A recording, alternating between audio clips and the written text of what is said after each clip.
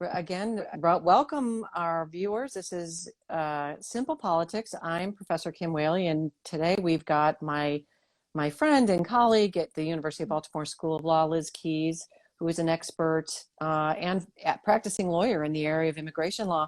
Thank you, Liz, for making the time to come on my Instagram show.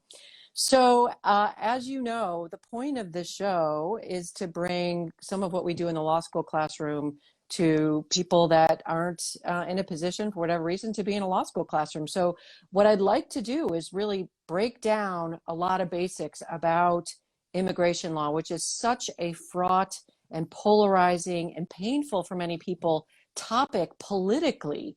And we hear all kinds of stuff about what's happening at the border. Can you start by just explaining what are the various ways that a non-citizen can come to the United States? And what's the difference, for example, between a green card and asylum and other kinds of visas that we hear about? Yeah, absolutely. So it's a lot more limited than people think. There's a few paths to coming here in a more permanent way. And so first I want to distinguish between green card holders, who we would call people on a path to citizenship. After a few years with holding a green card, and they're actually pink, you apply for citizenship. You can only get a green card if you have a qualifying family member, usually a spouse, a child, maybe a sibling, or if you're sponsored by employers, and that's a pretty narrow path. There's a ton of requirements around that. Other people come and seek asylum. They either get it overseas as refugees, or they seek it here at the border or inside the country. And what is asylum, Liz? What is that? Asylum is protection for, and I'm going to give the definition because it's also more narrow than people think. It's protection for people who fear persecution in their home country, and persecution is a pretty extreme level of harm. But it's not just any persecution. It's persecution that happens for some protected reason. Could be political opinion, think about like Russian dissidents in the 80s. Religion, race, and nationality, those are pretty straightforward. And then what we see a lot of is persecution on account of what's called membership in a particular social group, which could be something like Honduran women or former, cooperators with the police. There's as many social groups as there are, people seeking asylum, but it's very hard to craft those arguments. So it's something people can only really do if they have representation. Meaning lawyers. They have to hire lawyers, and a lot of these people can't hire lawyers. So green card also takes a long time. You get the temporary thing, and then ultimately you can apply for citizenship. Asylum. If you're telling us that these are such narrow categories, why does it feel like every time we turn on the news, we hear about the migrant crisis, the thousands of people that are pouring over our borders? Where do those people fall in the scheme of things? They are typically, if they're at the border, and when you think about the Haitians currently, or we've seen pictures of tent cities in Tijuana, those kinds of stories, those are people appearing at the border to seek asylum, but it's a really slow process. So it can take years in the court for them to come, and there have been different policies in the last few years that keep them outside the country while awaiting their chance at having a decision made on their case, which is why we see these, essentially the crowds at the border. We've taken what used to be a process inside the country, scattered around different offices, and put it right at the border. Complicating it even a smidge more is there's special rules for kids under 18 who show up at the border without a parent, and they are supposed to be allowed in and essentially put in foster care until they can work their way through the system. So it's all there's a lot happening at the border. So when we hear about, and this is a pejorative term, I want to put this in quotes, but I've been asked about this in C-SPAN when callers call in, illegals, Yeah. or you'll talk to people who say, and we'll get into this a little more, the Trump policy of separating mothers and children, and we saw those horrific photos and videos of the children in what looked like human cages. People will say, well, they broke the law. They broke the law, and there's a consequence for breaking the law. When you say asylum seekers, asylum is legal. Am I wrong? Correct. So are No, they you're not. all asking for a legal basis to come in? Or where does that term, and it's a pejorative term, I don't like that term, but that term that, okay. I lost the volume there for a second. Can you still hear me okay? Yeah, I'm sorry. I just got a call in. Apologize for that. Keep going. So the term really comes from not the crisis at the border, because the law is very, very clear that people are allowed to apply for asylum at the border or inside. There's no ambiguity, which is a rare thing for me to say as an immigration lawyer. The term really comes from a period before about maybe 2010, when it was somewhat easier to cross into the country without detection at the border. And so people were coming, and we call them entrants without inspection, and making it, well inside the country, to communities, in Texas and California, but as far north as Maryland. And some of them became part of what we would call the illegal immigrant, the population of people who immigrated illegally. I have no problem with saying that people immigrated illegally, because that's true. If you came without a visa, you immigrated illegally. My problem was with calling them an illegal immigrant, because they're not illegal as a human being. And it's also such a misnomer, because most of them are in some stage of a process to get status. It's a very murky area, but it's an outdated term, because we're not letting people in for the most part anymore. So if I were to come and I was escaping oppression, and I could come into the United States, doesn't mean that I will get asylum, but that is legal. And Yes. if my child goes alone, they are brought into the United States. So under the age of 18, they go into foster care or something like that. So I think there's this perception that all of these people are somehow attempting to break the law, but that's not the case. But my question is, then what happened under the Trump administration? And we also heard, well, Obama did it too.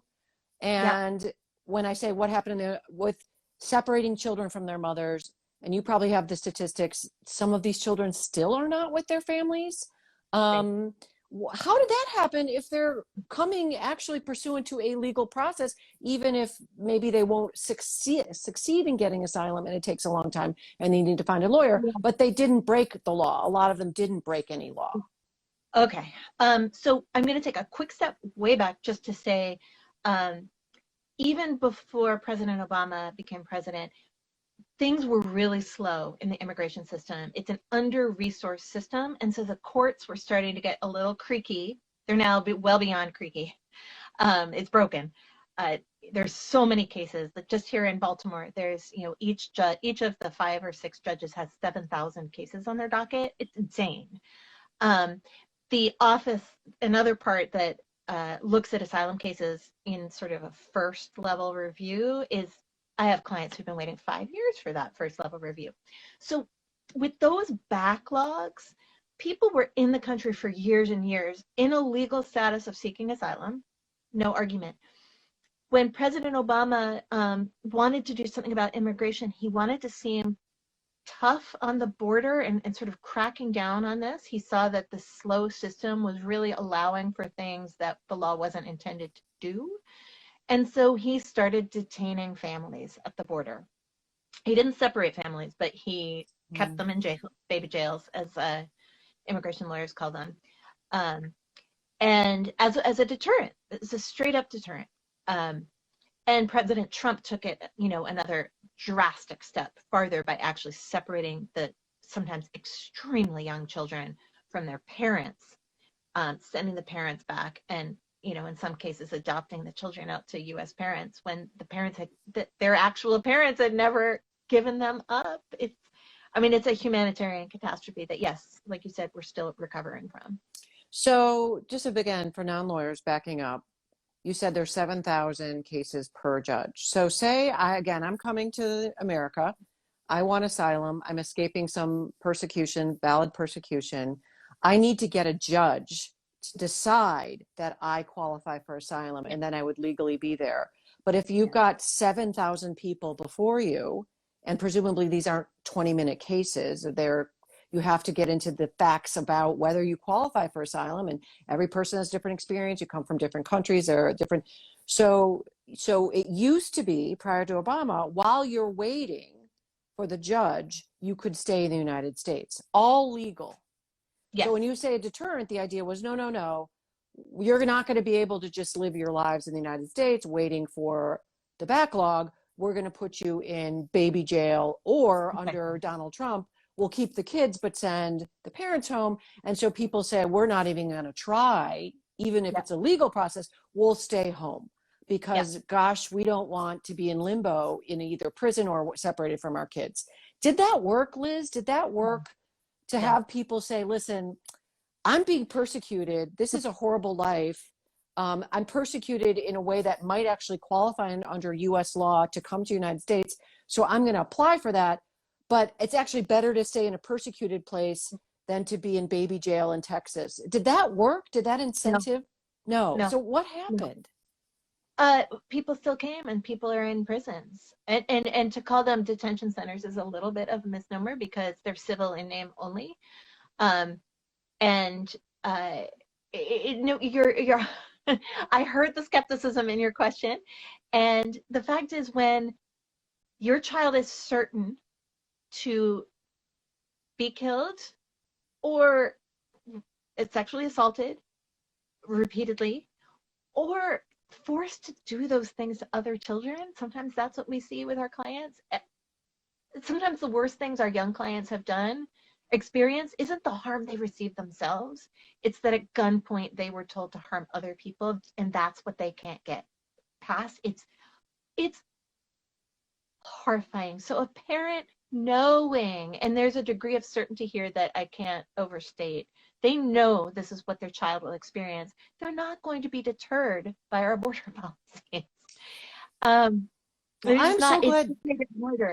so glad you raised that. So, and I can hear that this is emotional. I can imagine you work with these people, and we hear about fleeing bad situations. Can you share one or two anecdotes about, you sort of alluded to, severe sexual abuse, forced sexual abuse with other children.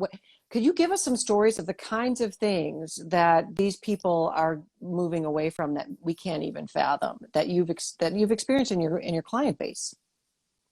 Yeah, I mean, there's a client. She's now actually a thriving 20-something. So she has a sort of a happy ending after a decade of litigation. But from about the age of 5 was when she experienced her first sexual assault.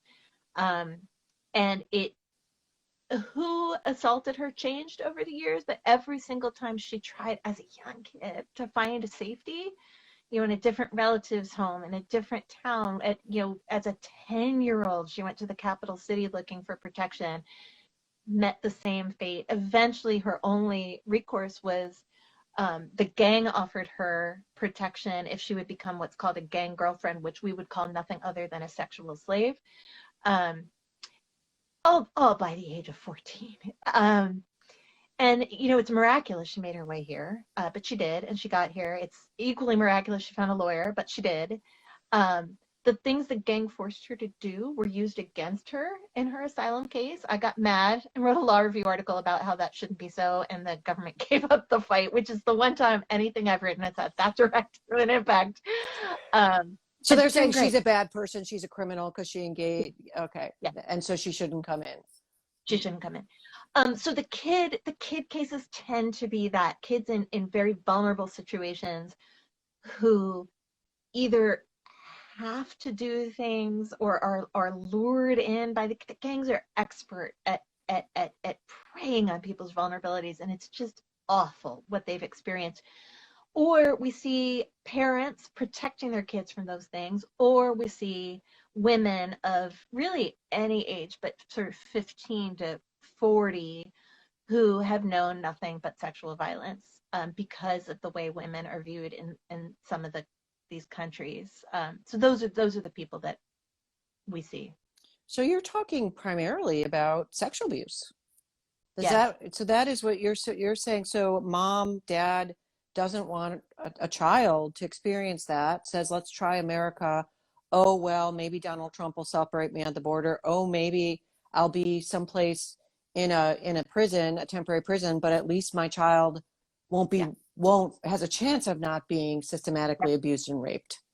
Yeah. I don't think that's something, Liz, that is covered, or that story doesn't get out. It seems to be, oh, well, they brought this on themselves.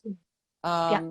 And I think anybody, I mean, I'm the mother of a 15-year-old girl. It's not hard for me to imagine what I would do. And I'm a lawyer. I believe in law, but I would break any law to keep her safe. And I don't think when parents see those kinds of stories, I don't think it's hard for them to realize what they would do. And the one good thing that happened during the Trump administration was that to some extent people start identifying with the asylum seekers as parents. And so there were some moments of empathy building, which has been sorely needed for a long time. So I want to talk about a couple topics, specifics. You mentioned Haiti and the Haitians under the bridge and the thousands. Where did that come from? Why is that all of a sudden one country, people not in a prison, under bridges with their children? Can you explain what is that? What's going on there, Liz? What is that about? That's a complicated story, because the Haitians at our border currently, by and large, are people who have been on the move from Haiti for about a decade. And some of them are economic migrants. The political situation in Haiti is extremely, difficult, tense, and unstable. So I would guess a lot of them also have political claims to asylum. But by and large, many of them had left about a decade ago, even before the earthquake, because Haiti's so poor. We can get into those reasons. And had gone to Brazil.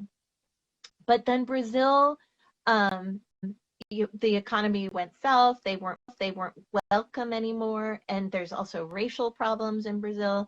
They started literally moving up through South America, through Central America. They stayed in Mexico for a while because Mexico was flirting with sort of a humanitarian visa provision. Mexico is the rare country that understands about climate and environmental refugees. So post-earthquake, Mexico was really quite welcoming to Haitians. But as those programs stopped and the desperation continued, the Haitians made their way north. And it really times to when the programs in Mexico stopped. I see. So these are people that have been moving for 10 years. When you say it's economic, these are not people that would qualify for a green card or for asylum just based on economics. Poverty isn't a basis to come in the United States if it's not accompanied by some other basis. Exactly. Poverty may make you vulnerable to other forms of persecution, but you can't get asylum just because you're poor or would be sent back to economic hardship, mostly. And the reason I'm hedging a little is I have not represented enough Haitians to know how mixed this is. My guess, knowing Haiti to the extent I do, is that they're also going to have asylum claims, even if they left originally for economic reasons, which most of them, I think, did. They may still have reasons to fear harm if they go back today because of the politics in Haiti. Is it fair to add too that when they left 10 years ago, American immigration policy was different than it is today? I mean, this isn't somebody, last weekend deciding to try to cross the border. No. Although our policy toward Haitians in particular has always been truly appalling. And I like to tell my immigration students that while race may be hidden in the law in many disciplines, in many sort of areas of the law, it is right there in the text of the immigration law from the beginning. And in particular, we've always held Haitians to a different, harsher standard than, for example, Cubans, who have been the two migrant sources from the Caribbean, the two biggest migrant sources from the Caribbean, just right there. Text of what law, Liz? The Immigration and Nationality Act. And then periodically there have been policies, by the White House, so just, administrative law at this point, that create different tracks for Cuban entrants versus Haitian entrants, so that the Coast Guard turns back Haitians, but not Cubans, and so on and so forth. And then there's provisions to get the Cubans on a faster track, et cetera, et cetera. So what does the statute say? I'm kind of astonished that you'd say that there's a blatant racist text in an act of Congress. Well, so the original immigration laws, the blatant references are now not part of the Immigration and Nationality Act. But it's baked in there somewhere. The first immigration law, which gave us all of the sort of constitutional oddity of immigration law, is literally called the Chinese Exclusion Act. And it sort of went south from there. Well, we heard under Trump with the Trump versus Hawaii litigation that arose from his memo limiting access to the United States of people from certain Muslim-leaning countries. The Supreme Court upheld his authority to do that, and upheld his authority, by my reading, I'm sure you know this case better than I do, notwithstanding that there might be some racism in there and some unconstitutional distinctions. And the court said, listen, president has a lot of power over immigration. This is one of the places president has a lot of power. Last time I checked, that's not in the text of Article 2 itself. Correct. That gives the president his power. So so where does that come from, Liz? And is it whole? I should say a two-part question. Where does the president's massive power over immigration come from, given that Congress has passed the first statute, not the president? The president can't pass statutes. Number one. And number two, is that massive power that we saw with Trump and the travel ban, has that migrated to Joe Biden? Is it consistent president to president in terms of how the courts see it? Great questions. So where does it come from? There was a challenge brought. It's a very American story in some ways, but that Chinese Exclusion Act of 1882 was challenged immediately by a Chinese laborer who had what we would call a visa now. He had a visa to come back. He'd been living here, working here for a long time, left to go see a sick parent, and was coming back with the right papers. Literally while he's on the boat, this law is passed, and he's denied entry. And he's as American as can be. He lawyers up, and they challenge this case. It goes to the Supreme Court, and the court says, look, immigration is different. Immigration is special. We can't find anything about it in the Constitution, but it seems to us like it's inherent in the sovereign power that the political branches have the final say in all of this. So the policy, and it's still the policy, is that the president, acting pursuant to duly authorized law passed by Congress, is the end of the story when it comes to immigration. What the president and Congress define as due process for non-citizens is due process, and the courts have no role. There have been tiny carve-outs to that in the last maybe 30, 40 years, very small, 50 years.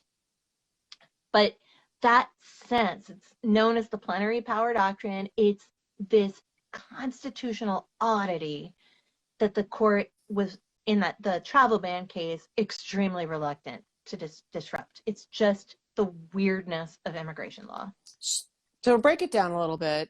Yeah. The Congress gets the power to legislate and some other powers. President gets the power to execute the law, also commander-in-chief, some other powers. No one gets the immigration power, but this old case said, well, we're just going to bake it into the president's generic powers, and that is stuck. And so, whereas if you and I have a violation of our constitutional rights, we go to courts, you're saying the president gets to decide what constitutional rights or, in the immediate at the border. But this is one thing I mean, obviously I'm not even close to an expert on this, but when I tell people and generically talking about the Constitution, Liz, that immigrants, non-citizens in particular, have constitutional rights, the jaws drop onto the floor. What? They can't have constitutional rights. They do. Really? They do. What? Oh, that's only for citizens. Can you weigh in on that for us? I think that's like one of those like constitutional shockers. There's no right to vote in the Constitution. Oh, and by the way, non-citizens are protected. Yeah. Okay. So it's a super important distinction, and thank you for raising it. There is no sort of constitutional protection within the immigration system. So when you're at the border trying to get when you're in, at the border, when you're seeking a visa from a U.S. embassy overseas, when you're in the country applying to change from a student visa to a green card, no, the judiciary is not. Marbury versus Madison does not exist. And that's the case that says the judiciary decides questions of the Constitution. So is that why presidents have been able to separate kids from their parents? It's because, listen, if you're in that gray zone where you want to come in, all bets are off. They can, and just to be clear, so for people, what the Constitution really does is, and the due process protects against arbitrary decisions. Like, I like you, I don't like you. I mean, we think, see the movie Schindler's List, right? This idea of, I mean, of course, that was putting people in death camps and during Nazi Germany, but this notion that it's arbitrary, and it's not like immigration policy is arbitrary, but you're not going to have the Constitution that just makes sure it's fundamentally fair. Correct. Okay, so that's at that point, but they do have some rights in other contexts, correct? Absolutely. So outside of the immigration system, if I'm undocumented and I have been abused by my spouse, I can go to the police and press charges. I can get a civil protection order and access the courts. When the courts do their job poorly, I can appeal it. There's not, the only area where we have the constitutional oddity is in determinations of who comes in and who goes out. But what happens otherwise is constitutionally protected, just the same as if you're a citizen from birth for 9 decades or you entered illegally yesterday. I seem to recall in the recesses of my mind that there's even some case law that says because non-citizens can't vote, we have to be extra careful to make sure their rights are protected. That is that they can't, you can't enforce your rights at the ballot box because you don't have the right to vote. So we're just going to be very careful. I can't remember the name of the case, but I think that surprises a lot of people. I want to jump over to Afghanistan. Because I have, friends in media who are really dialed into the politics in general and this very polarized nation, and we're just kind of like descending into a hate spiral, and that's another conversation. But we'll say, listen, there's a glimmer of hope in that Americans have come out across the country and across political ideologies to take in Afghanistan refugees. How are they getting into the country, number one? And have you seen that? Do you agree with that assessment that there's been more of an open heart than we might expect towards Afghan refugees, given the general animosity towards immigration right now, period? My quick answer on the second point is yes and no, which I can expound on, but how they're getting here it's interesting. Typically, when we know people are likely to qualify for refugee status, we grant that overseas, and then they come here and they've got their status already. They come in with the refugee travel document, and we give them 8 months of benefits and job training, and then they're on their own, and it's all very kind of organized.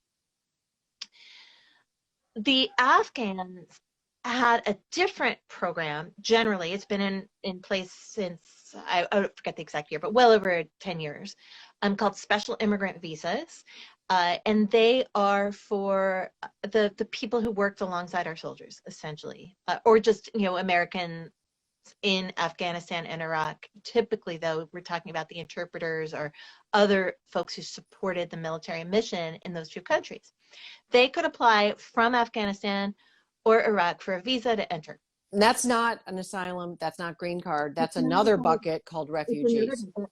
They would come in with a green card, and it's special because they took such risks for our country. And so Congress created that special particular path.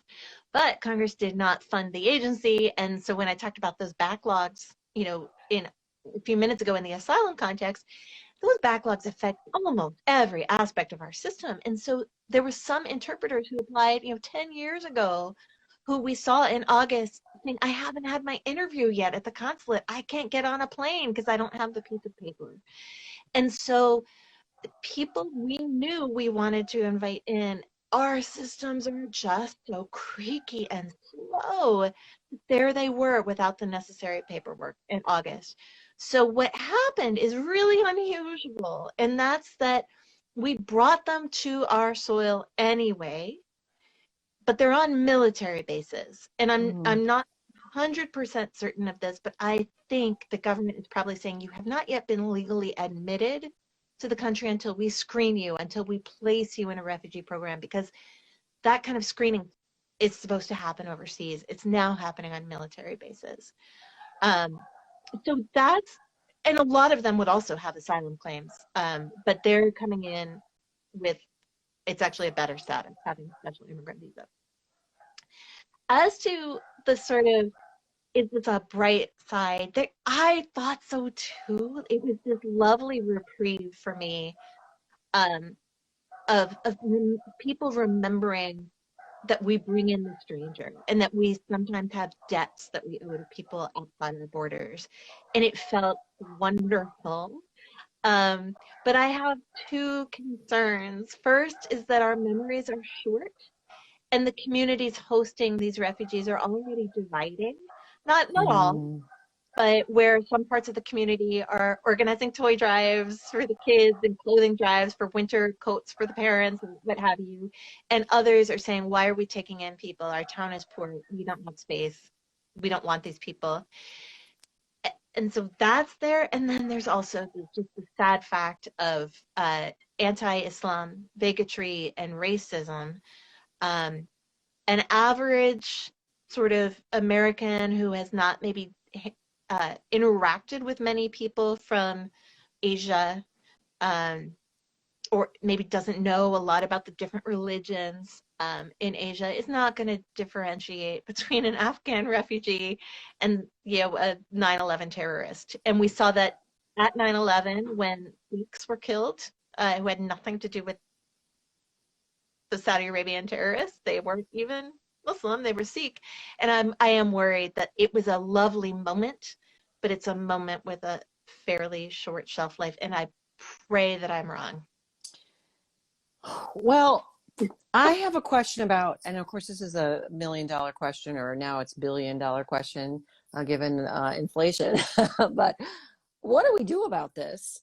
Now, I wonder, when I hear that we have 7,000 cases per 5 judges in Baltimore alone, and that we have Afghan interpreters that have stood side by side our soldiers for a decade, putting their lives on the line and putting their families at risk for American interests, who cannot get an interview to apply for the super special status to get in.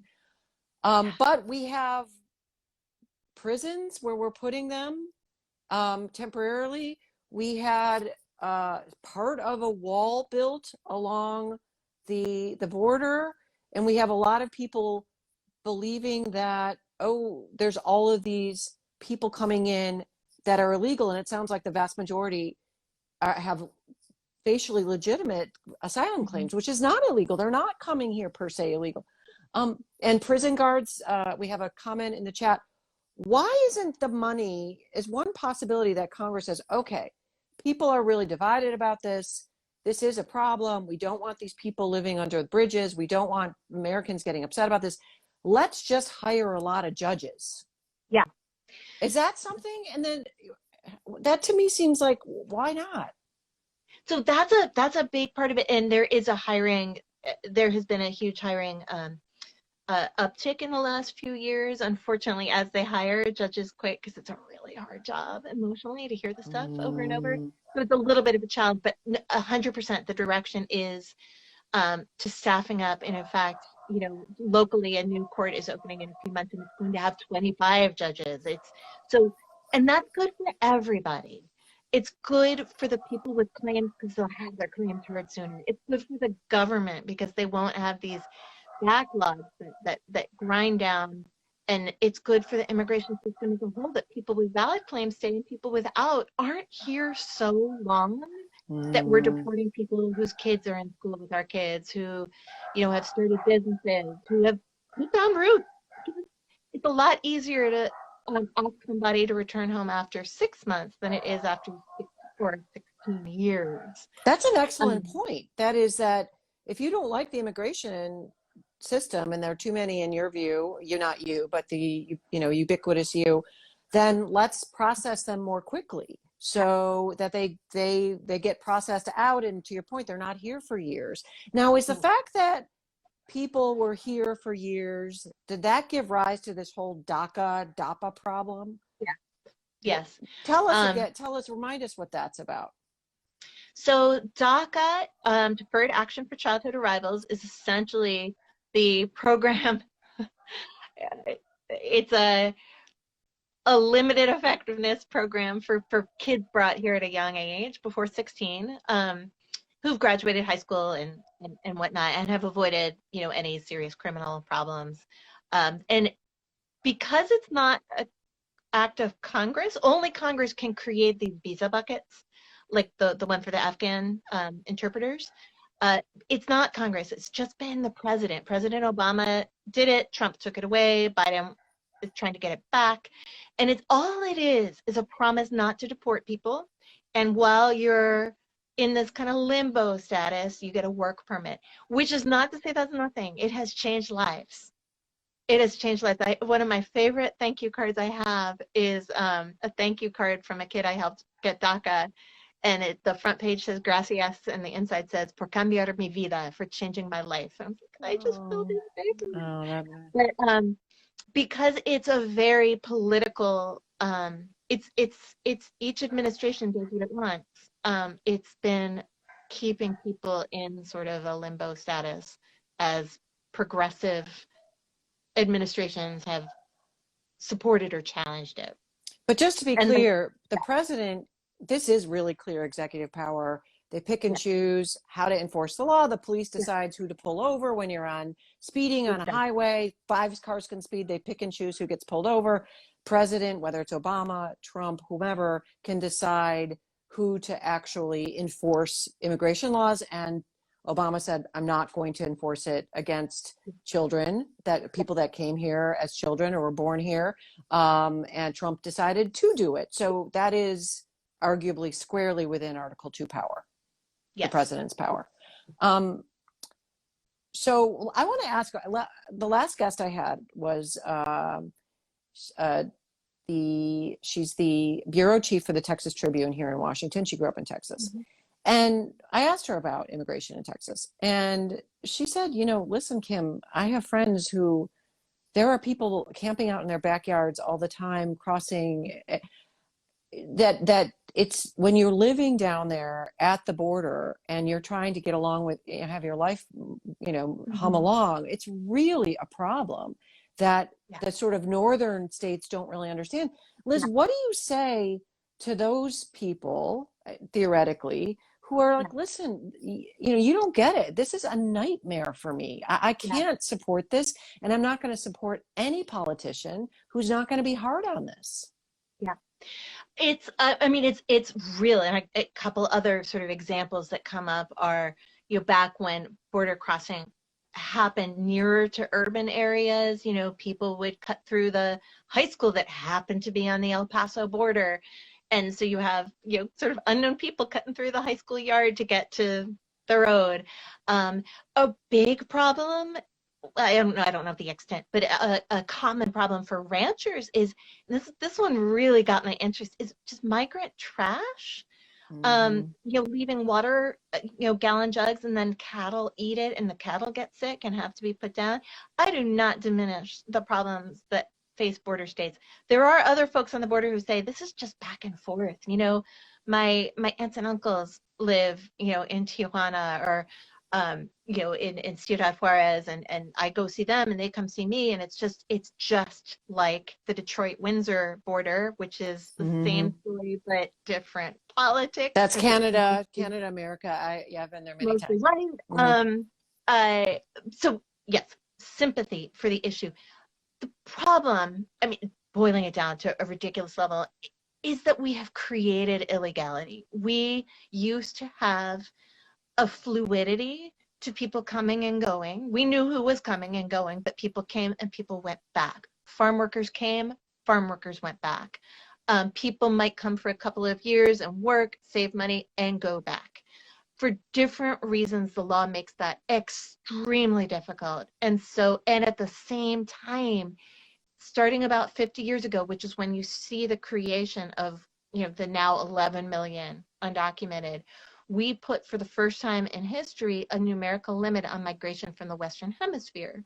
So Mexicans used to be able to get visas. They used to be able to come legally. So the border wasn't a conflict zone. The border was a place you showed your document and you came in and then you went to where you were going. By making it so difficult and honestly impossible to do legally for folks in the Western Hemisphere, south of the United States, we've created, in large part, those hard stories that we hear at the border. So sympathy for the people going through that, and hating the migrant is not their answer. The answer is, let's get an immigration system that actually fits. I'll say one more thing. I know I'm being a little wordy on this question, but it really struck me the same week as the awful image of the Haitian man being herded like an animal by an officer on horseback.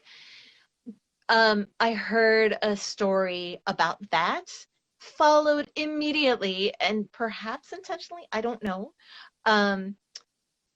talking to a mayor in Iowa who said, we don't have workers. We need workers. And we're thinking about creating a way to, have Iowa sponsor workers because we don't have them. Nobody's driving our trucks. Our farmers can't get their produce to market, et cetera.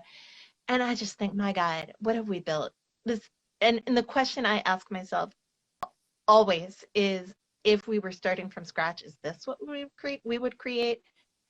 And I have to think, no matter what your political perspectives, the answer to that is no, this is not what we would create. So when did that start, Liz? When did the porous border become, impenetrable to the point where we're seeing human rights abuses? In the 1980s. So was it Reagan? Was it on the Reagan administration? Yeah, oddly, I mean, Reagan led the largest, what we then proudly called amnesty in 1985, the largest such law, legalizing people's status at the time. But in exchange for that, we required proof of legal status to work, which is the I-9 form everybody fills out when they start a new job. That's related to the Reagan era amnesty. And around the same time, and I'm going to forget which lawsuit started this happening, but the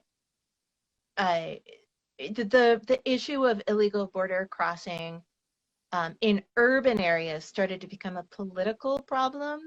And this is during the Central American Wars. So there was a fair bit of motion. And so the then Immigration Service started making it extremely difficult for people to migrate through urban areas, building the fencing that, you see if you drive through El Paso. It's just really great there, and diverting people essentially to the Arizona desert, which at that point had no walls and led to, immense sort of human costs, but also cost to those border communities. It's just a story that's been long in the making. And well, I mean, we're not going to be in a situation where we can start from scratch. you've floated a couple ideas as to how we could today retrofit it to fix it. One is more judges, and it sounds like at least to some degree that's happening. Two, and this is a question, would you argue we need to go back to Windsor, Canada, Detroit type porous border where we understand we're neighbors, kind of like states? I know you're working on some research on that idea, sort of how the movement between states versus between countries. How would you fix it, Liz?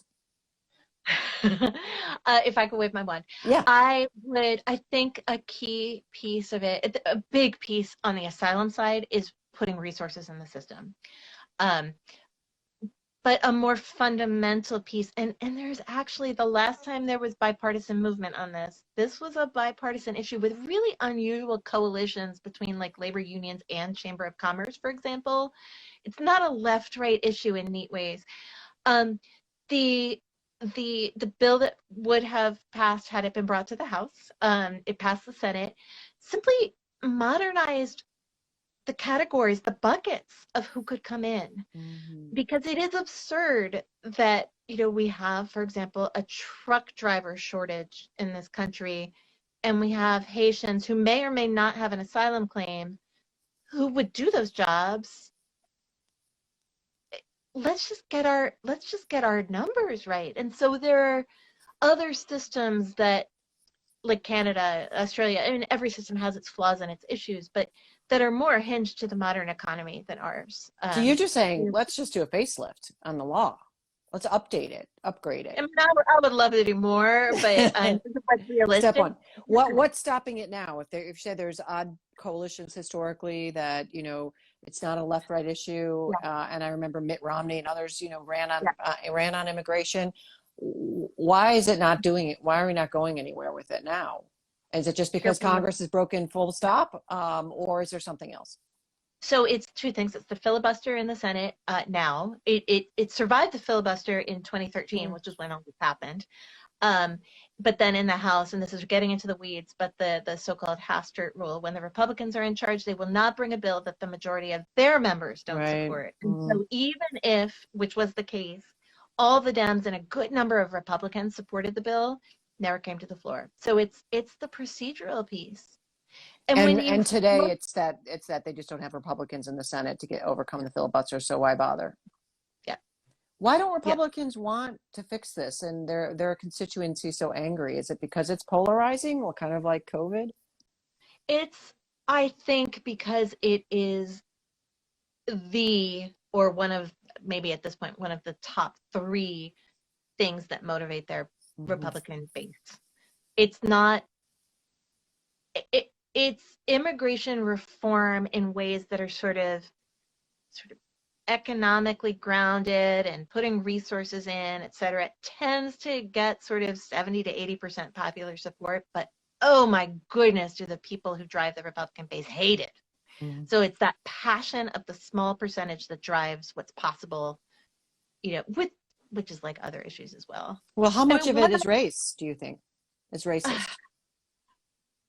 When it comes to the politicians, I don't think it's race. I think for the base, there's a race problem.